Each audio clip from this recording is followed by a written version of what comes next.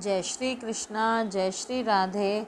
आज मैं आप सबके लिए श्री भागवत गीता जी के 8वें अध्याय के महात्म्य को लेकर आई हूँ, जिसको सुनने से आप सबका कल्याण होगा।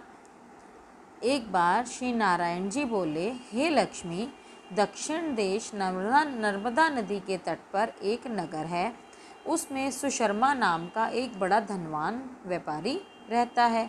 एक दिन उसने एक संत से पूछा, ऋषि जी, मेरे संतान नहीं है। तब ऋषिवर ने कहा, तू अश्वमेघ यज्ञ कर बकरा देवी को चढ़ा, देवी तुझको पुत्र देगी। तब उस ब्राह्मण ने यज्ञ करने के लिए को एक बकरा मोल खरीद लिया, उसको स्नान आदि कराया, मेवा खिलाया और उसको मारने लगा। तब बकरा बहुत ज़ोर से हंसा। तब ब्राह्मण ने पूछा, हे बकरे, तू क्यों हंस रहा है? तब बकरे ने कहा, पिछले जन्म में मेरे भी संतान नहीं थी।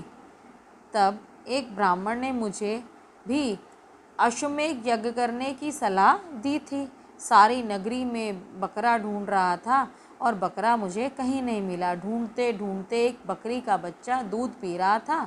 तब उस बकरी समेत उसके बच्चे को मैंने खरीद लिया। जब उसको बकरी के स्तन से छुड़ाकर यज्ञ करने लगा, तब बकरी बोली, अरे ब्राह्मण, तू ब्राह्मण नहीं जो मेरे पुत्र को यज्ञ में दे रहा है, तू महापापी है। यह कभी सुना है कि किसी पराये के पुत्र को मारने से तुम्हारे पुत्र हो जाएगा? ऐसा कभी नहीं होता। तू अपनी संतान के लिए मेरे पुत्र को मार रहा है, तू निर्दयी है, तू पापी है, तेरे पुत्र कभी नहीं होगा। वह बकरी बहुत कहती रही पर वो ब्राह्मण नहीं माना और उस बकरी ने उसको तब श्राप दिया, क्योंकि बकरी बहुत दुखी हो गई थी और उसने उसको श्राप दिया कि तेरा भी एक दिन ऐसे ही गला कटेगा। इतना कहकर बकरी बेचारी तड़प तड़प कर मर गई।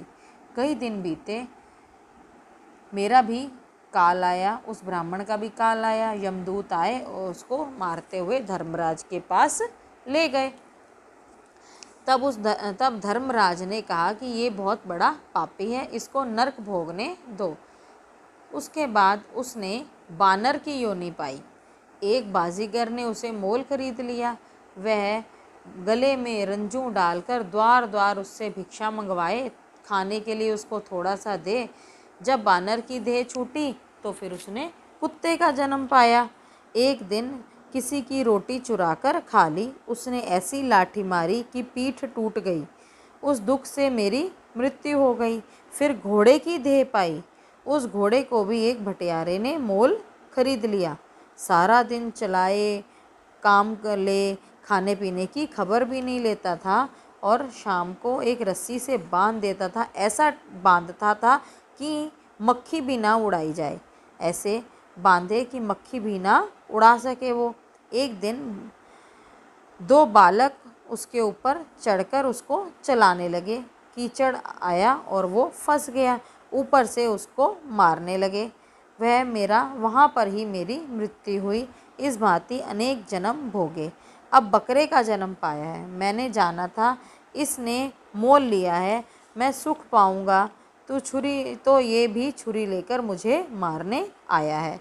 तब ब्राह्मण ने कहा, हे बकरे, तुझे जान प्यारी है, अब मैं अपने नेत्रों से देखती हुई कहता हूँ, सो सुन।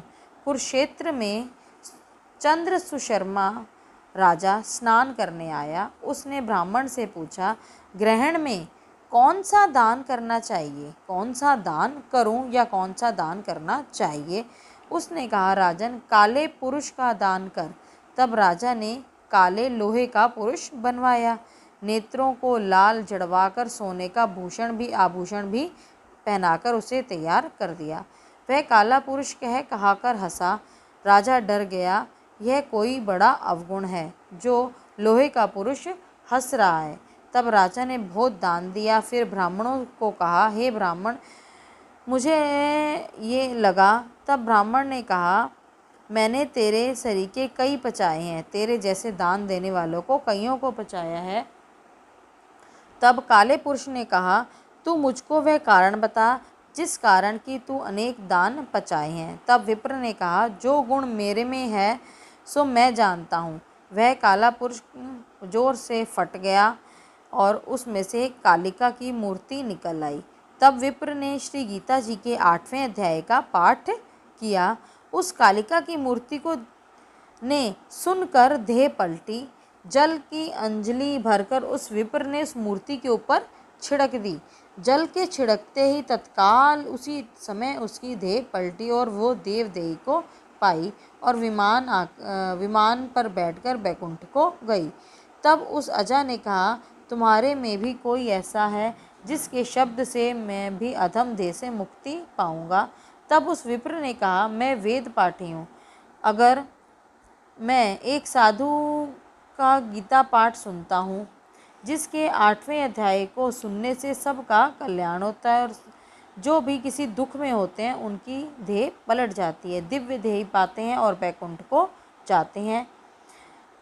श्री गीता जी के पाठ को सुनने से, उसके महात्म्य का सुनने से सबका कल्याण होता है।